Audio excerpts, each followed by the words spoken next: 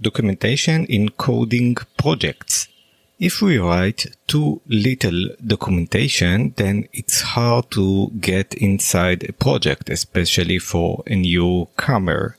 If we write too much of documentation, then it becomes stale and not reflecting the current code bases and designs. So the question is this: what is the right design, and is there a right design, or should it be taken or a project basis? matclad.github.io has a great blog post which I have read recently, and I'll summarize it for you. If you want to get more details, check out his website.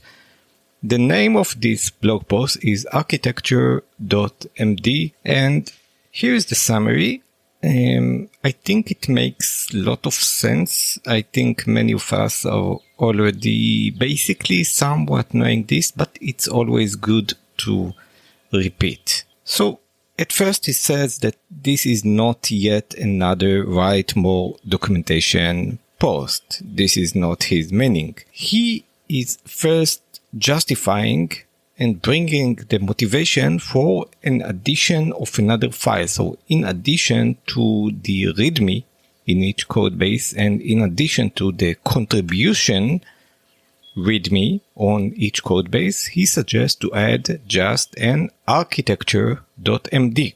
What is the motivation for? So I think I agree, and I think we should all agree that finding the right place in non-trivial project to update files is going to be 10x times slower or drastically slower for a newcomer who did not get the actual meaning. Even if the project is really sorted out and organized, the motivation and the meaning of the original solo developer who created, or solo team who created this project, is much more important than the organization.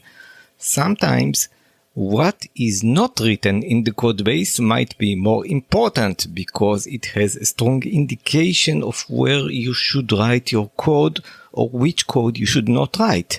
And this is not written in the code base because it's not part of the code base.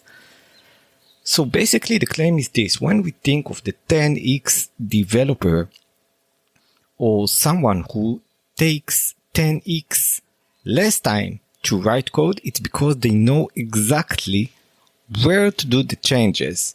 And I have noticed it many times. When we know when to make the changes, we just go to place A, place B, place C, do the changes and wrap it up. But when we do not know, it's going to be a kind of a nightmare if the project is complex. So the suggestion is that the architecture MD is going to be a file which is kind of describing the invariants. What are the constants in the files? Not coding constants, but what are the assumptions of this code base? Which problem is it trying to solve?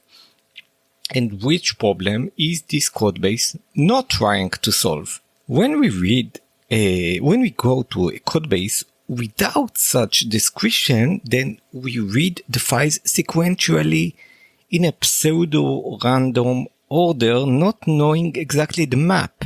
It's very similar to landing on a desert without a map. So we just go and scan the things, but we do not see the whole organization. We need a high-level bird-eye map of this project and of additional projects. The purpose of the architecture MD is to have a low effort and high leverage document. It should be short. We should aspire that it would not change much. So we do not want to link to direct files, but only name them and encourage the user, the developer, to search the classes by types. It should describe just the coarse-grained modules. What are the modules that we have? What are their purpose? What problems are they trying to resolve? What is the relationship in between these modules and classes? And we want to avoid to describe how the actual modules work, only what is their purpose. We leave the how it works for the actual files, inside the actual classes. We want to provide a map to the user to assist him such that it won't take him 10x time to find and locate the place it should change. Maybe include common use cases. If you're trying to solve this problem, you need to go to point A, point B, point C in the map and fill in the gaps. We want to name the important files, modules, and types and the relationships in between them. We don't want to link directly to the files because this is going to change. We want to call out the architectural invariance and the absence of something. If something is absent from this project and it's important, where could the customer and the user find it? We want to mention the layers and the boundaries of the system. The boundaries are super important because when you're trying to find your ways in the map, you want to know what is the responsibility of this module. We want to make sure that the user understands the constraints that we have taken place, the motivation to this module, and some cross-cutting concerns such as how do we treat security and logging in this module and metrics and etc. So to wrap up, one of the main considerations for a software developer was one of the differentiators in between a half-X developer or a fourth-X developer and the 10X developer is the map.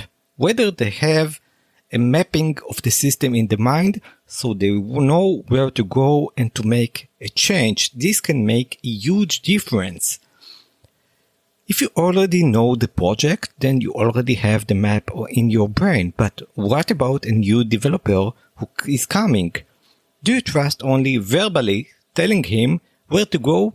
Why not have an architecture, a markdown file, which briefly describes what problem are we going to solve? What are the main modules? What is the relationship? Name specific classes, some main use cases and how to do the changes. Name the invariants and the relationship between the modules. Note how it works and call out what's missing from this project and where the user can find it on different projects with the boundaries.